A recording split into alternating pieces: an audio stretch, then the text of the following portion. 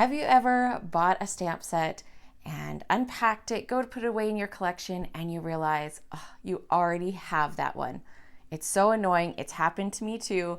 So in today's video, I want to show you how I catalog my stamps to keep track of what I have. I also use it to help me find things in my really large stash. That way I'm not double buying, and I can easily see if I already have something that has similar sentiments or similar images in it. A few of you were asking in a recent video what app I use, so I'm going to walk you through what app I have and how I use it.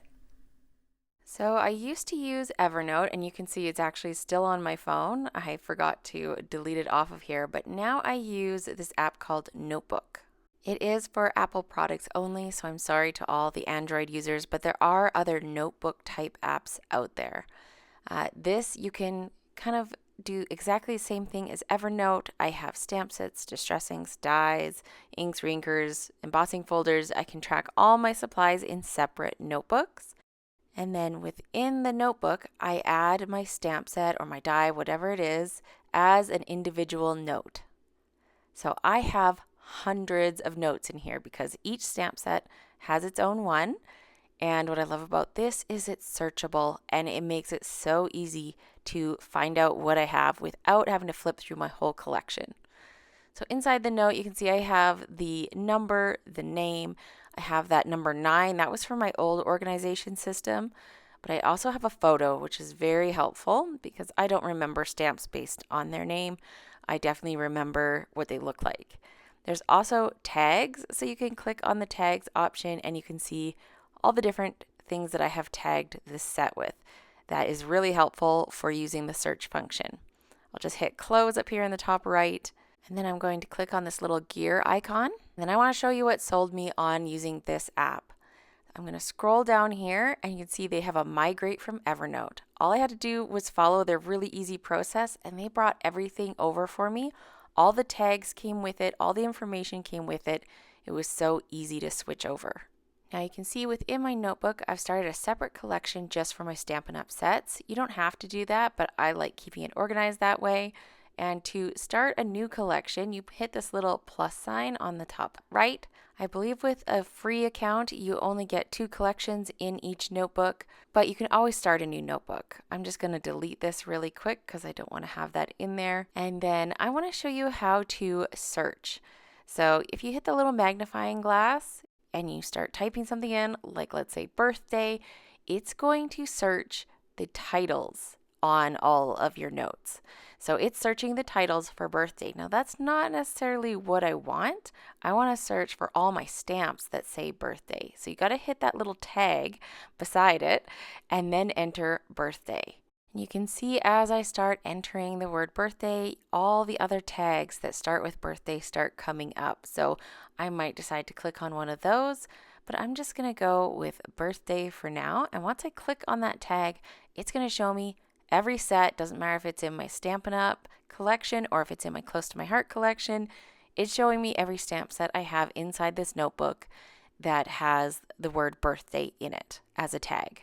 I find this so incredibly useful. I use it all the time, and to me it's worth the time of entering all my stamps for how quick it makes finding my stamps, especially if it's like strange little words. Another thing that I like to search for is like large sentiments or small sentiments. I have tagged a lot of my sets that way if they have, sentiments that will take up a good portion of a card, or if there may be something I could use as a title. It's a really nice way to narrow down my search that doesn't really fit into any kind of category. They're all kinds of themes, but I'm just looking for the size. Also, title is another tag that I use. So things that I could use as a scrapbooking title, they may or may not be in the scrapbooking section of my storage.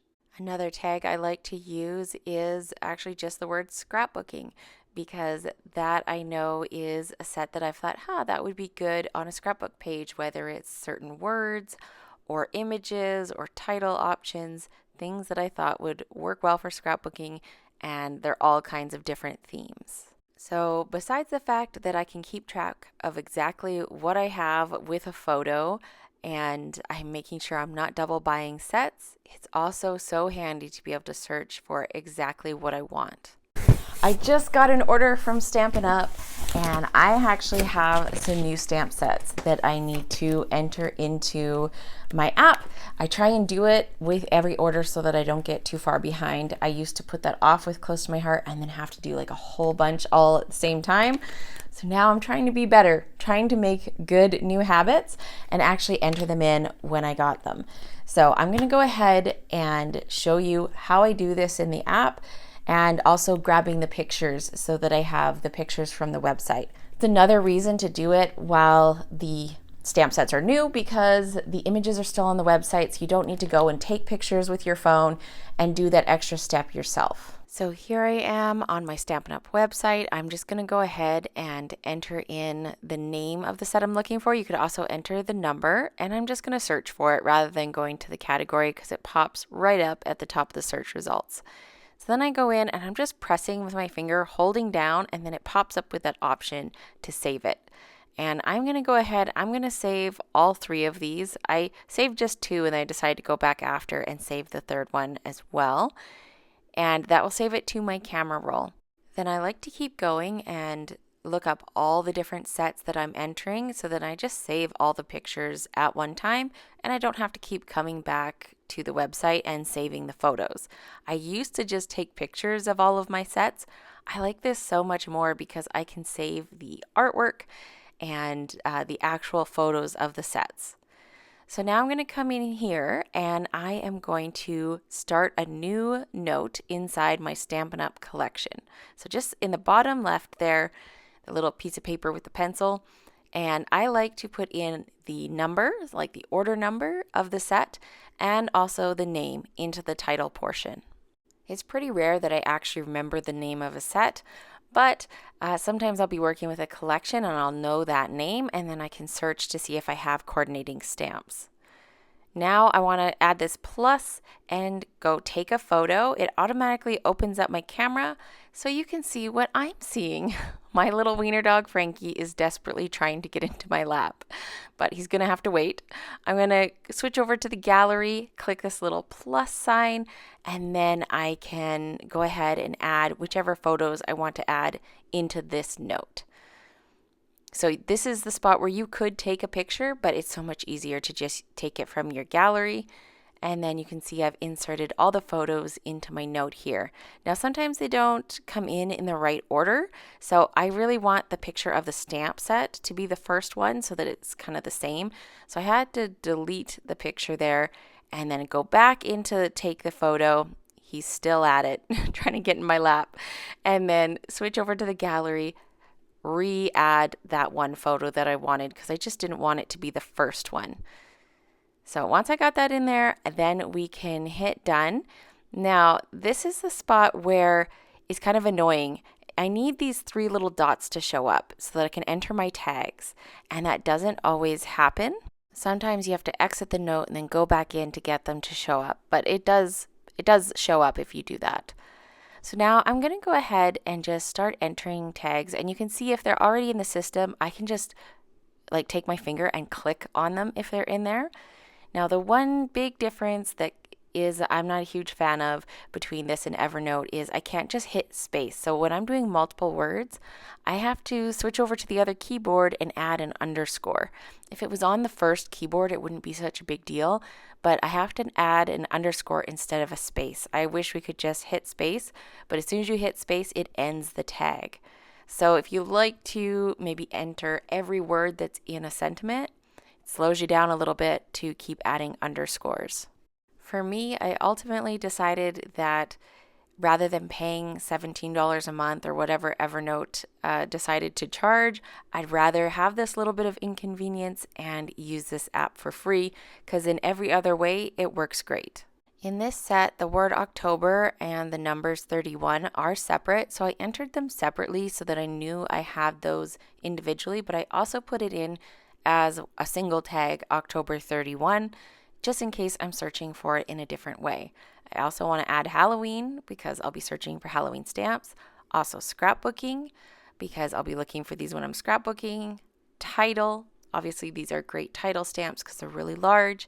And then I thought I should also put in large sentiment because I might want to use a couple of them as sentiments for cards. Okay, I think that's all the tags that make sense to add for this set. I can just close out of that. It is automatically saved in there. If you want to rearrange your stamps, you can, and you just hold down and move them. That's not something I really like to do. I just put them in there because I'm going to use the search function anyways. Now let's go over to my stamp storage and look at some different categories. Now when it comes to storing my stamps, I do have a video on my channel all about how I decided to move out of the Close to My Heart large organizers and into these mom dressers. I love this system. It's so easy to flick through my stamps and find what I'm looking for. I do have them categorized. I had to switch some of the categories when I moved into these drawers, and I have not updated that in my app, but I still find it fairly easy to just come to the right category and find them in my drawers. So I have labels, tags, patterns, mixed media, and interactive. This is quite a mishmash of things, but all of those things fit together pretty well in this section. I do have dividers in here. I will link the video where I did the whole switch around of my collection, and then you can see all the details in that one. And then I have vintage, for him, and love, babies, kids, and people. So all my people stamps for coloring. Here we have alphabets. I thought those went really well together because I usually only use my alphabets for scrapbooking. The next drawer we have flowers, bugs, and spring, sentiments, sentiments and birthday. It's a big category for me. Animals. That drawer's a little full and heavy. And then we have Easter, fall, and Halloween. So kind of fall along with other holidays. Then I have Christmas and winter. A second Christmas and winter. I could maybe split that up and put winter on one side and Christmas on the other, but I just use them interchangeably. And then down here we have summer and travel. This system has been working really good for me. I'm super happy with it.